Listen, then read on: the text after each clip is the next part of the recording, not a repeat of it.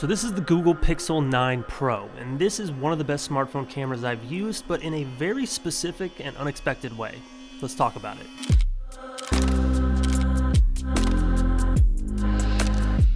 And big thank you to Squarespace for sponsoring today's video. We'll talk about them a little bit later on. So this video comes somewhat highly requested. Ever since I started this professional photographer versus smartphone series, I've seen quite a few comments of people asking me to try out Google phones. And this is my first experience with Google's top-of-the-line flagship smartphone. I did use the Google Pixel 8a a while back, but I'm very unfamiliar with what Google has to offer. But in, I would say, the last year, I have seen more and more results on social media and different tech people that make me very curious about the camera capabilities of this smartphone. So today we're going to go over my perspective on this device from a professional photographer viewpoint. The point of this series on this channel, if you're new here, is to take my 10 years of professional photography experience, apply it to smartphone cameras, and try to answer the question, how close is this camera to what you could expect from a mirrorless or professional camera?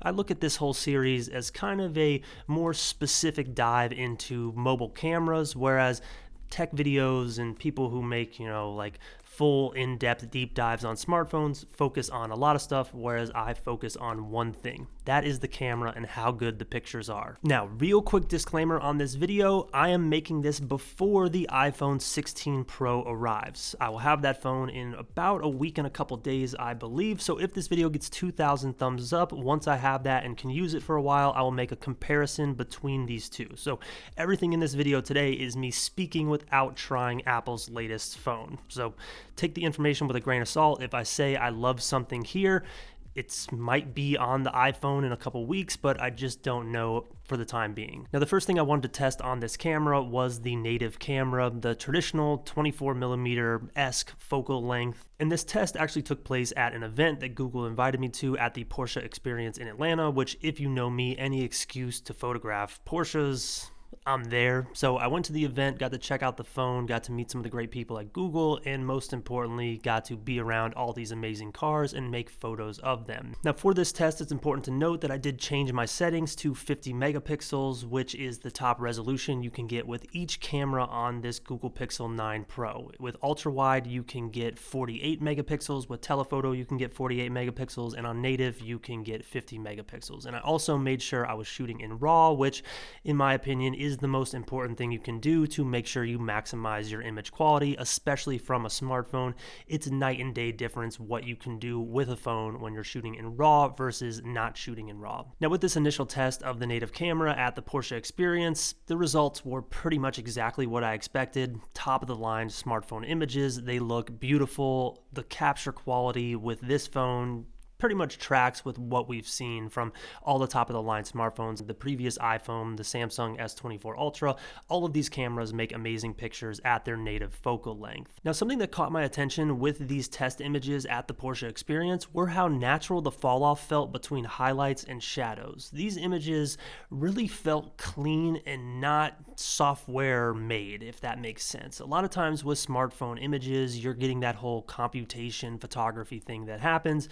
In my opinion, the worst case of it is the Samsung S24 Ultra. At times, those photos, especially the RAW files, are just kind of weird looking because you can tell that the phone is compensating for the shadows and doing a bunch of things to the highlights, and it just looks weird. But with these images, now I will say we were in a very well-lit situation with it being overcast. These photos look beautifully natural. Everything just seemed to work fluidly, and the photos came out in the computer the way I expected them to look, just normal RAW files from any camera. And something that caught my attention with these RAW files was actually this photo right here, where it looked like I actually missed focus on the Porsche logo. But upon inspection, I realized the camera focused on the tire logo, that Michelin logo. And it got me thinking, there's no way that this phone has that much depth of field when I'm just casually making a picture. This had to be a fluke. So I took the phone out for a walk and just made some pictures of the hat that I was wearing. Shout out to Uphill Battle and my friend Scott.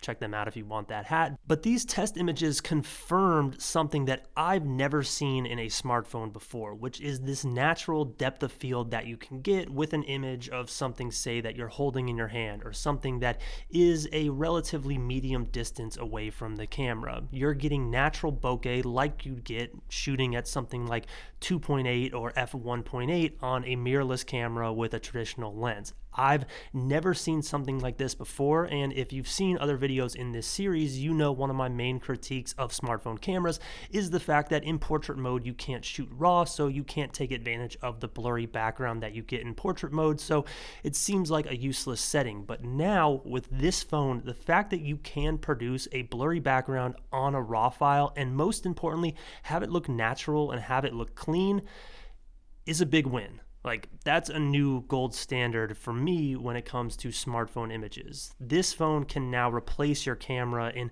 much more scenarios, especially if you're someone who uses your DSLR or mirrorless for social media projects.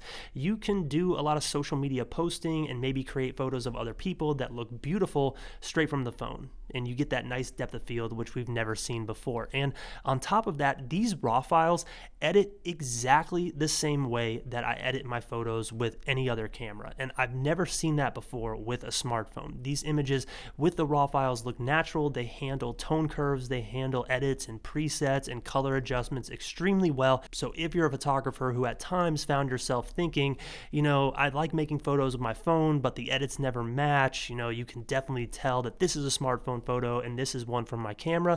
That whole conundrum does not exist with the Pixel, which is something that caught me extremely by surprise and I think is a big win. But that is just the native camera. We have to talk about the ultrawide as well as the telephoto, but before I do that and go over a few other features and things I noticed, I want to thank today's sponsor, Squarespace. Now, one cool thing about smartphone cameras continuing to get better and better is the fact that more people now have the opportunity to make money with their creativity, and no one makes it easier to monetize your creativity than Squarespace. Squarespace allows creators like you and me who have no web design experience to create a beautiful and professional and functional website with ease. All you gotta do is pick out a template that you like. You can customize that template to whatever your needs are, and you can do this now much easier than before with tools like Fluid Engine. So if you're looking to showcase your work with a portfolio, you can do that with ease on a Squarespace site. Or maybe you're looking to sell physical or digital products, Squarespace has you covered there. Or maybe you're looking to monetize your knowledge and information by selling a course or information product. For example, maybe you understand how to use this phone better than I do. You can create a course on Squarespace, share that information with others, and get paid for your knowledge. And I actually have a video on this channel breaking down how I built a free course on Squarespace. I'll go ahead and link that in the description down below. With that video, I linked some other tutorials as well, breaking down different ways you can use a Squarespace site. One of my personal favorites is the one labeled Portfolio. In that video, I show you how to create a beautiful portfolio that is going to set you apart from all your competition. And if you're following any of those videos or you're building a trial site, you can do that at squarespace.com/EvanRanft. You can do that trial completely for free, and when you're ready to sign up, you can use code EvanRanft to save 10% at checkout. That's squarespace.com/EvanRanft to start a free trial, and use code EvanRanft to save 10% at checkout. Start taking your creativity to the next level with a website built on Squarespace, and big thank you to Squarespace for sponsoring today's video. Now, when it comes to the ultra wide lens on the Pixel 9 Pro as well as the Pixel 9 Pro XL, those two cameras are the exact same. One is just bigger. I opted for the bigger one just because this is what I'm used to with my iPhone. But with the ultra wide camera, one thing you're going to notice right off the bat is this uptick in quality. Now, this is not something that I can necessarily quantify and just say this is the reason why it looks better. It just looks better. I look at photos all day long. I've made pictures almost every day for the last 10 years. I can tell when something looks better than what I'm used to. And with the Pixel 9 Pro, these ultra wide images just look better. And I attribute that probably to the fact that these are 48 megapixel files. You are able to capture more detail, meaning there's going to be more contrast and micro contrast between the highlights and shadows, and the images are going to feel a little bit more lifelike and realistic. And that's what I noticed in these tests. When you're viewing these photos just on a screen, maybe your computer, maybe you're printing them relatively small, or you're viewing them on a phone screen like on Instagram, you're not going to be able to notice a difference between these and something captured on any other camera. It's only when you zoom in on the images and you really pay attention to fine details that you can tell that this is still made with a smartphone. When you look closely on these images, you're going to notice that there's not the level of detail that you see from something like a mirrorless camera, which is what I'm used to, but it's also to be expected. You can't fit a ton of glass into a smartphone camera lens like you can with some giant lens like the Nikon one that I brought to New York with me. So with all things considered for a smartphone, this is an amazing ultra-wide camera, and once again gets me really excited to see what the new iPhone camera is like, because that has been upgraded in its resolution as well. Now with the ultra-wide lens, everything that I praised about the raw files being amazing on the native camera matches with the ultra-wide lens as well. These ultra-wide raw files are beautiful to edit. They match what you would expect if you have an editing style with another camera, and if I were to post a photo set from this phone and tie in images that I made with, say, my Nikon camera on social media, people would probably not be able to tell which images were made with the camera versus the phone on a small screen. But things kind of fell apart a little bit for me with the telephoto lens. The telephoto lens on this phone is good, but it's not that jump in quality that I saw with the ultra-wide lens. The telephoto is kind of just what I expect from smartphones now. There's nothing to really report on.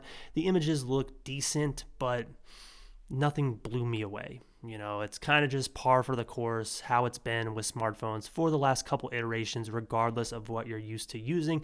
The telephoto is cool when you need it, but personally, I find it to be a much more useful feature for video versus photography. The photos always just kind of look a little low resolution and not as good as they could be. All in all, from a photographer's perspective, this, like I said, is the best smartphone out there and the new standard when it comes to what you can do with that native camera and how you can edit the photos. And that's the biggest takeaway, and the thing that I'm excited to see what happens with all the new phones that come out in the next couple months. But for now, until those releases happen from Apple and Samsung, this is my new number one for mobile photography.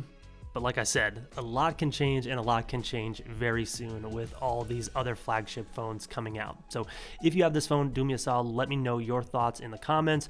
If you're a professional photographer or someone who makes a lot of photos with other cameras, do you agree with me? How do you think the quality of these images stack up to what you're used to? That is a professional photographer versus the Google 9 Pixel Pro. Like I said, if this video gets 2,000 thumbs up, I will make a comparison with this and the new iPhone that I should have sometime in the next week and a half. Excited for that. Thank you all for watching. See you next time.